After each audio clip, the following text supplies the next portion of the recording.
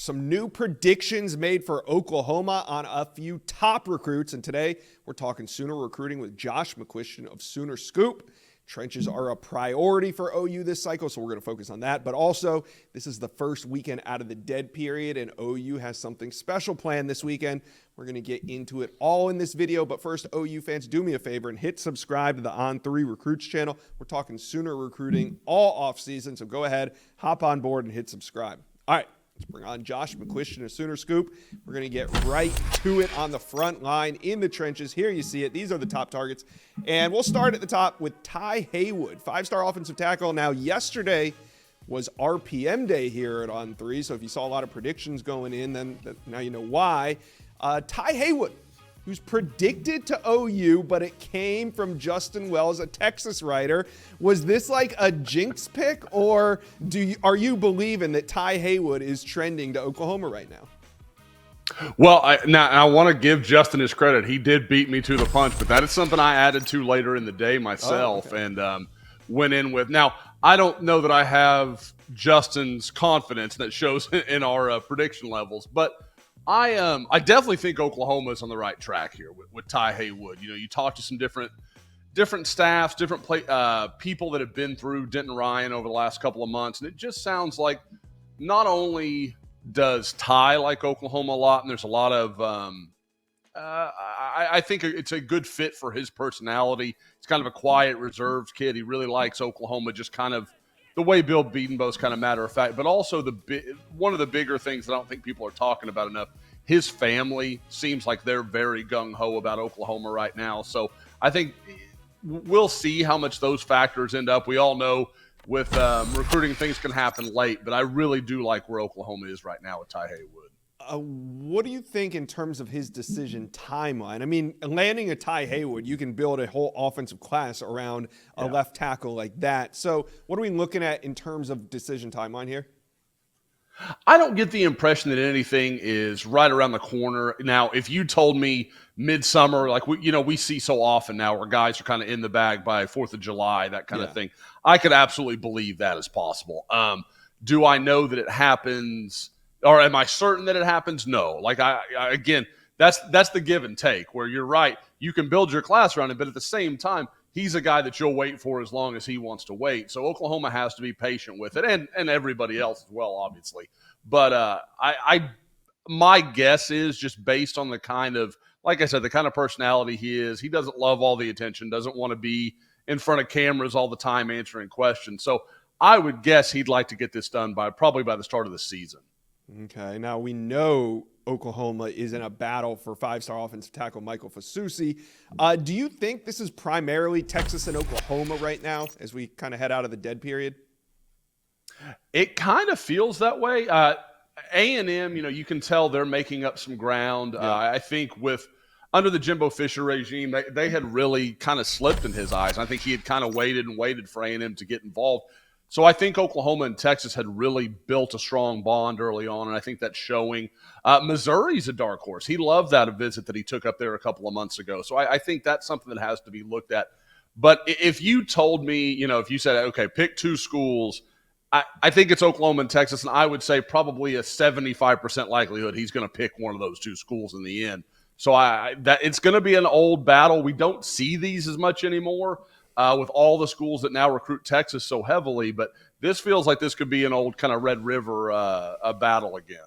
Yeah, I'm getting that sense. And let's just stay right there in the state of Texas and big old Lamont Rogers, 6'7", 305 pounds. Now, he's borderline five-star. He's ranked in number 48 overall, so he's a top 50 prospect. Where does Oklahoma stand in this one? Yeah, and the amazing thing for those that don't know Dallas, these guys are all within like 20 minutes of each other, amazing. 20, 25 minutes. Like, it's just unbelievable to have this much tackle talent in one little area. Little area like Dallas is small. But anyway, with Lamont Rogers, yeah, I think from what I've heard when I talk to people, there's a lot of A&M talk. And it's kind of almost a domino thing where a lot of people are talking about Tai Haywood in Oklahoma. A lot of people are talking about Fusi in Texas. And it's almost like, well, okay, and Lamont Rogers is going to go to A&M because those three seem to be locked in a lot of these battles right now.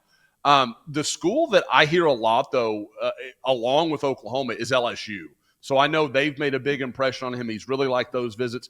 One of the things that's really important with Lamont, and I brought this up with you before, Josh, is recently when he came up for his visit, he came with his mother, who rarely goes on trips, and his father, who was literally taking his first trip with Lamont anywhere. And I think that says a lot about not only his interest in Oklahoma, but just kind of, I think that's going to be a good indicator going forward. Like, do they make other trips with him? And when they do, that'll kind of say, okay, he's really serious about this school, and they're doing a good job with him. All right. Now, I added interior offensive lineman Marcus Garcia to this list because he's teammates with Tai Haywood at Ryan High School, but he's also a big man, 6'5", 270 pounds. Like I said, interior offensive lineman. But with Tai Haywood trending right now, does Marcus Garcia start to come into focus for OU fans as well? He should. And this is a guy, when I saw Tai, obviously, Marcus Garcia is a guy that sticks out too. You know, it's one of those deals where you just expect to find, okay, Tai Haywood sticks out, and then you look across the line and there's another 6'5", 300-pound guy that can move his feet. And it's kind of like, wow, that's amazing. But with Marcus, interestingly for Oklahoma fans, this is a guy that has connections to the Oklahoma program. He's related to Marvin Mims. So there are some things behind the scenes that work for Oklahoma. And I know Marcus has been very interested in Oklahoma, kind of hoping for them to take that next step. What I think is interesting is, you know, as we talk about all these offensive tackles, and you can throw Andrew Babalola from Kansas in this mix as well, and obviously Oklahoma already having commitment for Ryan Foje, Oklahoma's in great shape with a lot of tackles.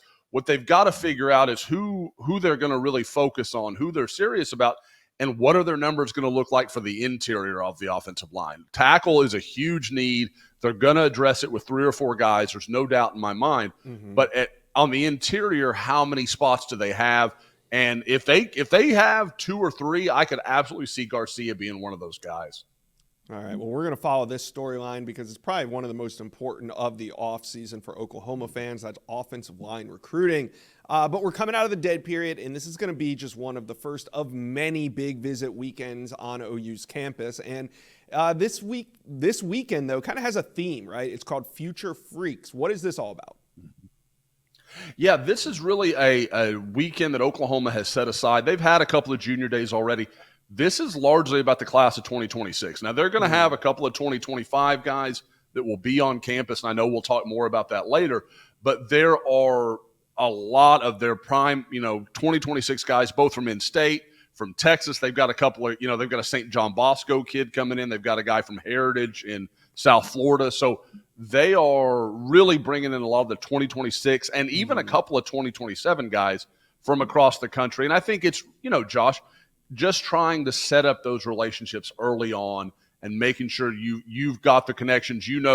Okay, mom's going to be the important person here. The uncle's going to be the guy to watch you. Learning all that you need to know and what you're going to focus on going forward over the next, 18 months. Yeah, laying the groundwork for not only this class, but future classes. And this is just how the recruiting cycles are. 2026, we sound like we're talking 2025, but these coaches are fully involved with 26 and 27 classes. So you guys do a great job on Sooner Scoop. Oklahoma fans, go check it out all weekend. The updates will be flowing. Josh McCuistion, thank you for dropping by the Inside Scoop today. Hey, always happy to, Josh. Thank you for watching this video, and if you enjoyed that, go check out the hundreds of videos that we have on this channel, and also do me a favor, hit subscribe to the On3 Recruits channel.